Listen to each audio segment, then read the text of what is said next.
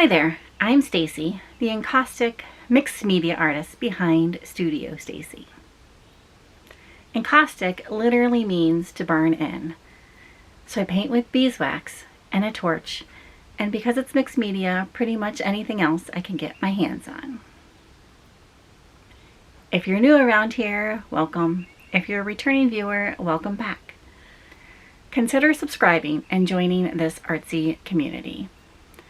Don't forget to hit that thumbs up button, which helps me get introduced to more like-minded artsy folks like yourself.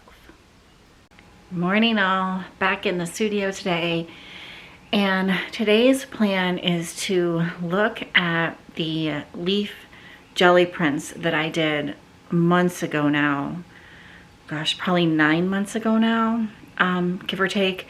Anyways, the other day when I was organizing the map drawers and labeling them, I noticed that some of them had kind of like a oily, maybe residue to them, the best way to describe them. And so I just want to take a look to see if they've actually dried, because the oil paint in theory should have, I think, dried by now. Not an oil painter, but I don't think it takes that long for a thinner layer of oil paint to dry, but so I want to kind of look at those and investigate them.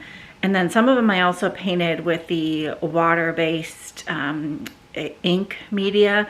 So I want to take a look at those because I have heard other people having problems with those never drying. So I want to try to see if either one of those are not properly dried. And then I also just want to snap a couple pictures just with my regular old phone here of them, and then try printing those photos onto the rice paper, which one of you all asked about if I had printed on any of these eons ago now. Several videos back, and I haven't. So I thought today I might try to do that and see how they print. Now I know all of these rice papers are going to need a carrier paper because they're really thin and probably way too thin to go through the printer, but let me take a look at these leaf prints first and we'll go from there. All right, I think you can see this yellowed area here on this print, and I think that's just the oil. I'm not sure 100%. It's can you see that? Yeah, I think you can see that in the camera where this is kind of still white and this is oil that has kind of seeped into that area. Now, I don't know if that will matter or not, but the oil paint definitely really seeps into, or bleeds, I guess I would say. The oil really bleeds off of these rice paper pages and prints. And I should also say that like where there's this kind of thicker paint, it definitely feels still wet. It doesn't seem like it's coming off. Let me get a little paper towel and see here.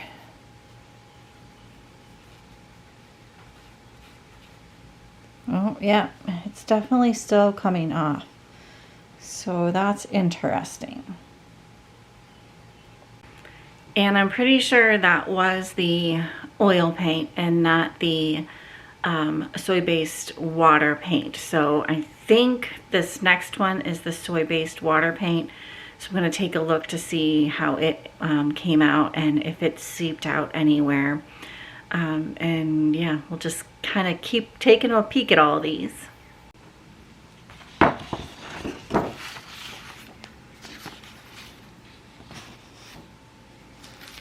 All right, interestingly enough, I don't see any bleed through on these. So that, yeah, I don't see any bleed through here. So that's good to know.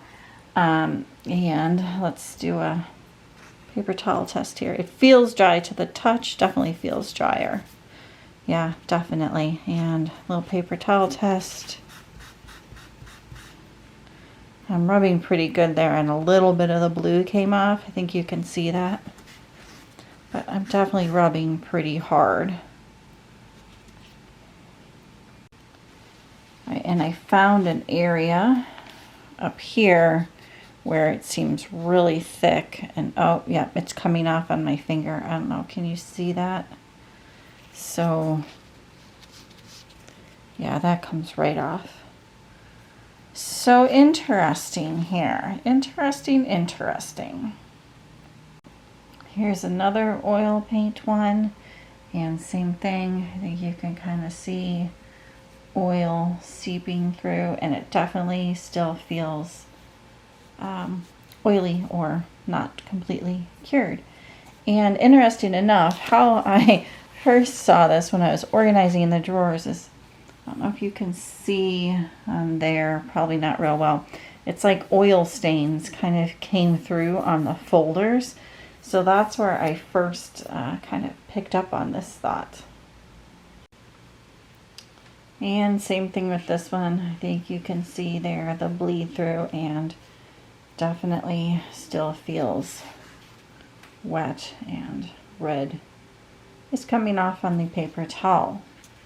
So all of these kind of have the same effect. The soy-based, water-based ink did seem to dry a little bit better. All right, so now what? I think I might try, probably not today, but I love how these leaf prints came out. So I want to use them in these future paintings going forward. What I might do is take and scan them on my flatbed scanner, and fingers crossed nothing comes off on it. I mean, you do have to rub at them, so I think I should be okay. And probably what I'll do is after every time I stick them on the scanner, I'll just clean the scanner glass off. So I think that'll be my plan, and then I don't have to, because my concern is that embedding them into the wax while they still have that oil residue on them, they're not completely cured, is that they won't fully embed into the wax. And later down the road, if somebody purchases the painting, and or years down the road, maybe even just months down the road, that possibly could come up, and I'm a little concerned with that. So actually, do any of you have experience with oil paint and encaustic, specifically painting with oil paint and then putting encaustic over it? How has that worked for you? Have you had to let the oil paint cure forever? I know people do use oil paint to make encaustic paint with, but I know a lot of times you have to leach out that oil. So yeah, if any of you have experience with oil paint and encaustic, let me know down there below in the comments. Drop me an email, however you want to get a hold of me. I would be interested to hear what your experience is with it. But for now, I think I'm just going to take one picture of one of these, and then I'm going to print that out onto the various different rice papers, and I'm going to just use one image, the same image for all of the rice papers, so that we get a nice idea of how it transfers onto the rice paper. All right, and I'm going to go, that bird is really loud out there if you can hear it. I'm going to go with this one because it has some white areas and then has blocks of color. I'll probably just do like a section of it, not the whole thing. Oh, hang on, that scared the crap out of me. Hang on, let me see if I can get you this bird. There's a nest out there underneath the studio, and the birds are coming and going, which is fun. But yeah, it flew right up against the window here, and now it's gone. But anyways, all right, back to what I was doing here.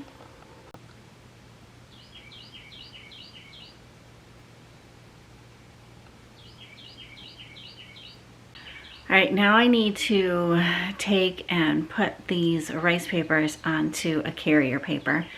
And I just use plain old printer paper, and I keep reusing them basically. And I tape the papers down onto the carrier paper, with painter's tape, and I tape it onto the back side. So let me flip the camera around and maybe I'll just show you. It might be a little bit easier to explain.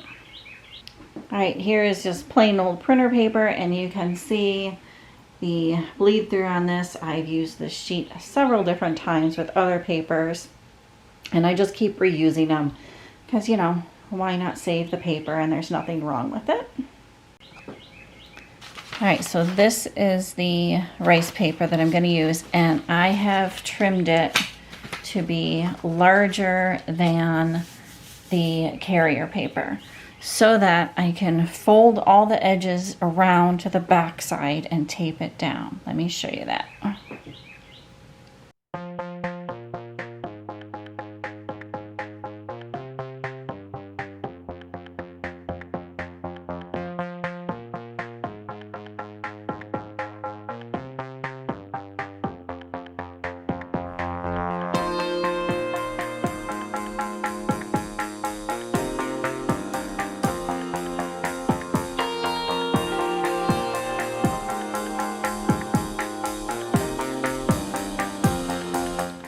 I wanted to give you one hint if you're going to do this. So my printer feeds this way. So I make sure that this edge is perfectly smooth. There's nothing like sticking out. If I would have folded this the opposite direction, having this folded on top of this edge, there would have been a little bit of a lip there, and that could have quite possibly caught in the printer. So just a little tip, but there you go. Paper number one. I'm probably going to just put you on time lapse while I do the rest of these because, you know, not too exciting.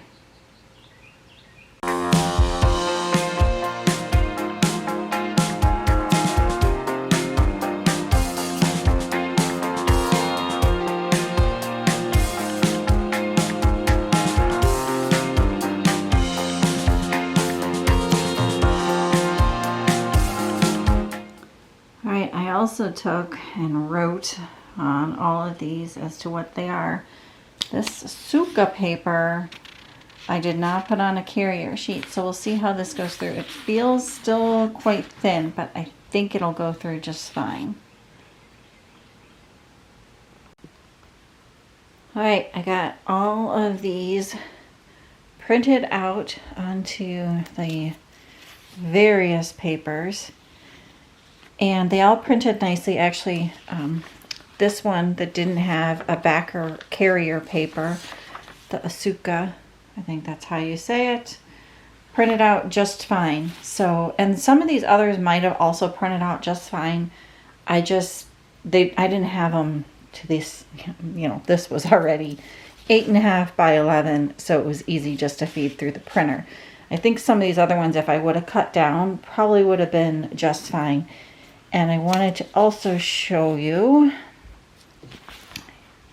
here we go. I think you can see the camera, there we go.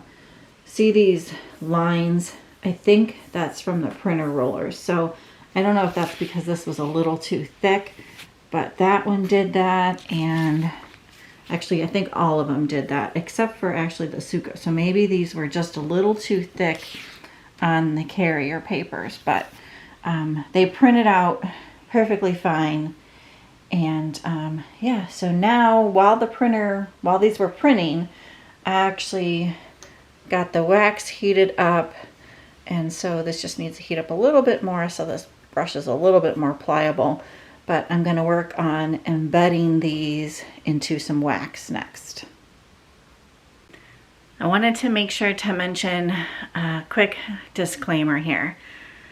I just have a normal Canon inkjet printer, nothing super fancy. It's a nicer printer. It's an older printer, but it was nicer when we bought it at the time. And this paper seems to feed through it fine. The disclaimer is to test your printer carefully, because I have had it jam up on me. Paper gets stuck in the rollers. So if you have an expensive printer that you kind of maybe value a little bit more than maybe perhaps I value my printer, disclaimer is to be careful with it. You might want to take your stuff to a copy store and have them print it out or run it through Xerox machines. Just disclaimer, I am not an expert on printing rice papers. I got the question as to if I had printed on any of these, and so I wanted to experiment with it. And I'm also thinking about, again, these for the future tree project down the road, how it will work, and also because printing those jelly plate prints, you know, kept the oil in those papers. So just a disclaimer, don't ruin your printer because I told you to print on rice paper. All right, back to this. Oh, I should also mention, in case you're new around here and are wondering where I got these papers from, I'll try to remember to put the links down below, but I got them from Hiromi Paper and from Blue Heron Arts. So I'll try to remember to stick those links down below for those two companies as to where I purchased this rice paper from. One more thing about the printing process, I think you saw I reduced the opacity of one of these images just to see the difference in the two.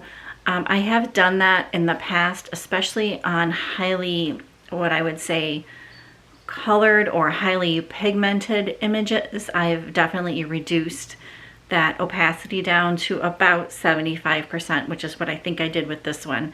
And I'll flip the camera around and show you these, but it's just a little trick so that all that ink doesn't completely soak into, especially if you have thinner papers. These papers, I'm not sure it really mattered, but sometimes with the thinner papers, it actually wrinkles your paper up if you don't turn that opacity down or the saturation down, depending on you know, what you're doing and what program you have to, and if you have the ability to do that. So anyways, let me flip the camera and I'll show you. I think you can tell. So these two are just the regular opacity, 100%. And then these got reduced down to the 75%. And you can really kind of see the difference there. So, but again, I think with this paper, I would just leave it up at the 100% because the color is much nicer here. And I don't think you really need to reduce it down because the paper didn't wrinkle up at all. It's not that thin of paper, I should say. All right, got my handy dandy apron on. I took off my long sleeve sweatshirt because I didn't want to, you know, accidentally dip it in wax. It's happened before and I kind of like that one. So I think I'm ready to go. I'm just going to get out the supplies and I'll show you what I'm using just in case you're new around here and wondering a little bit about this process. And I'll also show you what my ideas are kind of behind this, why I'm doing it, that type of thing. All right, let me show you these supplies. Of course, encaustic medium. I have the heat gun because I'm using paper and I don't want to use the torch to, you know, fire hazard. And this well-loved mat I just have down because I'm working with small pieces of paper here. And I just want to protect these silicone mats a little bit more. I don't want to get them full of wax. I'm also going to put down a used piece of mixed media paper because there is some dirt, other colors of wax and such, and if I accidentally take and brush over the edges of these, I don't want to pick up any of the other colors and dip my brush back into the encaustic medium. And then I have each of these rice papers, I have 2 pieces of just plain old mixed media paper, nothing at all fancy. And that's what I'm going to be putting the wax onto and then embedding these rice papers onto these. Hopefully all that makes some sense. And hopefully I'm not repeating myself too much for those of you that are not new around here. You've seen me do this process a lot. Here we go again. More experimenting with rice papers. But my plan is to put about 4 to 6 layers of the clear encaustic medium down onto these little mini strips of mixed media paper, fuse all those layers together, and then embed the erase papers onto there.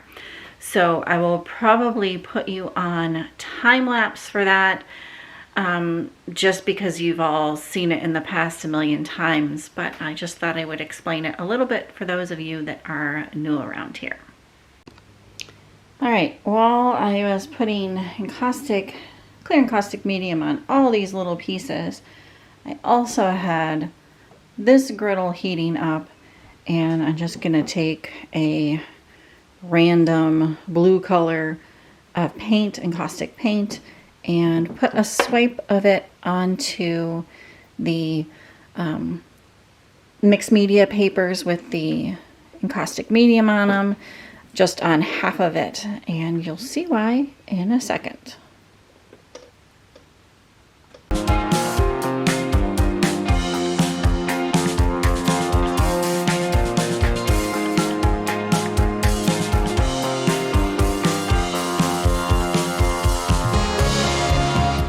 I wrote on the back of these to match up the papers, and then the plan is to tape them into my big old sketchbook and write some notes on them. But this way I'll know, because my plan is to cut this paper down here that I printed on and put, I don't know if you can see this real well if I line it up, here we go.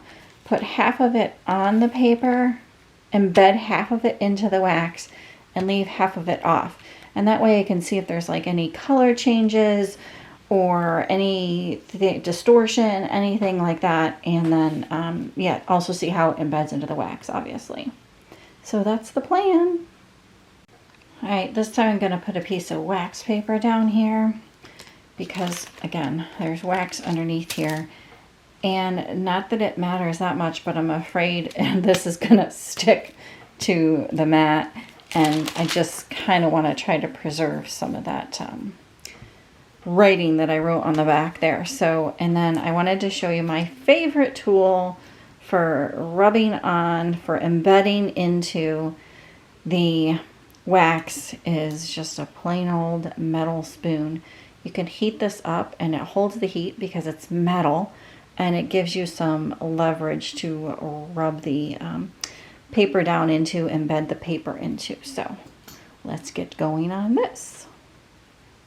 And again, I'm going to use my heat gun to do this because it's paper, and the torch, you know, you don't want to catch anything on fire with that open flame with the torch.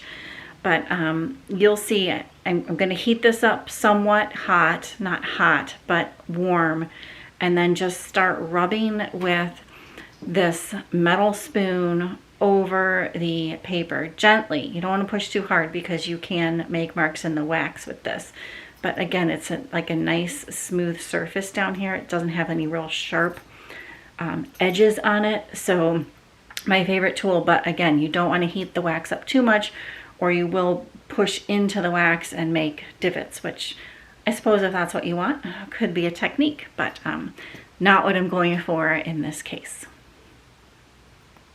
All right, when I'm embedding these papers, I like to heat the surface up, of course, first, and then just kind of finger press that paper into place. And especially on a larger painting, then you just kind of get it tacked down, if you will, just slightly, because the wax is a little tacky, before I completely embed it and really start to heat it up. And you can tell, I think you can tell anyways, when the image is completely embedded, when the wax really starts to pull through. So in other words, the surface looks a little bit glossy, like a wax surface, and you no longer see the paper. So I'll try to flip the camera around here and show you what I mean. But yeah, just lightly heating up that surface and then lightly finger pressing that image down on the paper just holds it in place so that, especially like I said, on a larger painting, just so it stays in place for you as you're starting to fuse. And again, on a larger painting, I would fuse in areas, not, you know, like I would get one kind of really tacked down and perhaps work from the middle out, like don't sporadically move around. Otherwise you could get wrinkles and bumps in your pages. But anyways, back to this rice paper embedding this experiment. All right, I think you can see here, see, this is still paper here. Obviously it's, and some of these areas are embedded, but right here, that's not embedded right there. You can still see that kind of white paper. And it's harder to see on the clear side, but if I could try to zoom in here without getting shadow, I think you can see the difference. So this has wax on it right here, and this does not. So this edge is not, even though it feels tacked down, like you can peel it up if you really tried, but it feels tacked down, but it's not completely tacked down. You don't see the wax seeping through. So that's definitely what you want to look for, and that will just keep your image for years to come embedded into the wax. All right, I'm gonna flip the camera around and show you the results here, but I wanted to let you know I did one more thing after getting all of these embedded. And that was, I took just on the bottom half, I swiped a layer of clear encaustic medium over it, just a thin layer, just over half of it. So I'll flip the camera around and show you what we got going on here. All right, I think all of these papers embedded nicely, and they printed nicely. So, you know, you can't tell a big difference between the top half that isn't embedded and then into the bottom half as far as the color goes. Yes, on the blue, it's darker because, well, there's blue underneath it, but you can still see through to the image, or you can still see the image on it, which is what my test was for painting part of these blue. Now, this blue isn't super opaque, but I think no matter what kind of opaqueness you put on there, you would still see some of the image poking through. And then let me see if I can show you. I think you can see this line right here, right across the whole thing. It's hard to pick up in the camera, but like I said, the bottom half has another layer of clear encaustic medium on it. The top half does not have another layer on it. So that being said, let me get you some close-ups. All right, the first three I'm going to show you, I think, have more texture on them. The paper shows through more, the texture of the paper shows through more than the last two. And I'm being a little bit picky here, but I just thought I'd give you my opinion. All right. First up, the unsized one. Again, don't know if I'm pronouncing these right, but I think you can kind of see there the texture of the paper showing through.